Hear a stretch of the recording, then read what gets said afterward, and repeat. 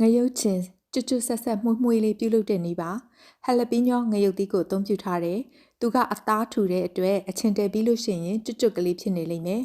ဆက်ကလေးဖြစ်ဖို့အတွက်ကတော့ငရုတ်သီးတောက်ရင်းကိုရွေးရမယ်ရင်းနေဆိုလို့ရှိရင်အခုလိုအဖြူရောင်အဆင်းလေးတွေကိုတွေ့ရလိမ့်မယ်ညှစ်ကြည့်လို့ရှိရင်လည်းသူကတင်းလေးဖြစ်နေလိမ့်မယ်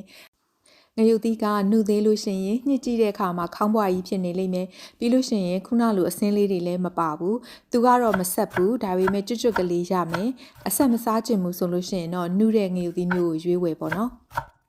ငရုတ်သီးလေးတွေကိုအကွင်းလေးတွေလှီးထားမယ်အထူပါကတော့ကိုကြိုက်တဲ့အထူပါရွေးပြီးလှီးနိုင်တယ်ထူထူလေးဆိုရင်တော့ချင်မို့အတွက်နည်းနည်းအချိန်ပေးရမယ်ချင်ဘက်ရေလို့ဖို့အတွက်ရေတစ်ခွက်ရဲ့ရှာလကာရေကတစ်ခွက်ရဲ့၄ပုံ၃ပုံသုံးမယ်ပြီးရင်စားကလက်ဖက်ရည်တစ်စုံရဲ့မောက်ကလေးထည့်ထားမယ်။နောက်ဒါကတော့စေးတကြပါ။ဒီလောက်လေးစမ်းပြီးထည့်ကြည့်တယ်။အရသာကိုမြည်ကြည့်တဲ့ခါကျတော့လူကျင်တဲ့အရသာကိုမရဘူး။ဒါကြောင့်မလို့နောက်ထပ်ဒီလောက်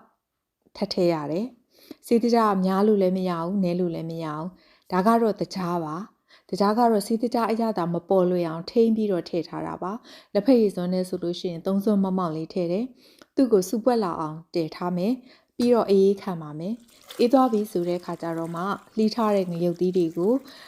အချင်တဲမဲ့ဘူးထဲကိုထည့်တယ်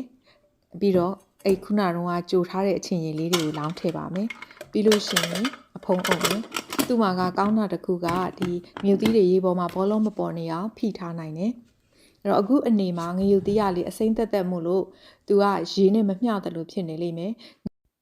ငရုတ်သီးကစားနဲ့တွေ့ပြီးတော့ရေထွက်လာလိမ့်မယ်အဲ့ဒါခါအရေတွေကအပေါ်ငရုတ်သီးကအောက်မှာမြုပ်နေပါလိမ့်မယ်24နာရီလောက်ဆိုလို့ရှိရင်ချင်ပါပြီဒီမှာငရုတ်ချင်လေးတွေကိုပလင်းနဲ့ပြောင်းထည့်တယ်ဒီမှာတစ်ဖက်ကိုစားပြပါမယ်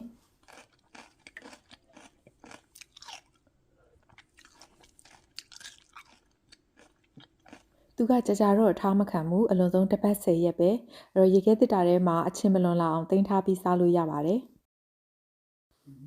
ဒါကတော့မမီသုံးတဲ့စီတကြပါသူကအချိုမှုလို့အမြင့်အချောင်းကလေးတွေသူ့ကိုနည်းနည်းပဲသုံးရပါတယ်နော်